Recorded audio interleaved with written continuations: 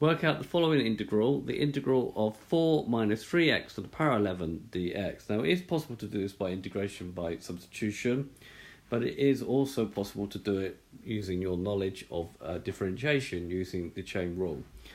Now, because we got to the power 11, a reasonable guess would be 4 minus 3x to the 12, and then differentiate that back and see what we get. So if we differentiate that, and we're going to be using the chain rule, the power comes down in front of the brackets, it's 12, write down the bracket, reduce the power by 1, and then don't forget to differentiate the bracket. So the differential of the bracket is going to be minus 3.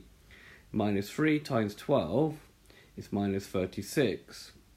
4 minus 3x to the 11. But we had 1 times 4 minus 3x to the 11, and we've ended up with that. So what I need to do to this is to multiply by minus 1 over 36.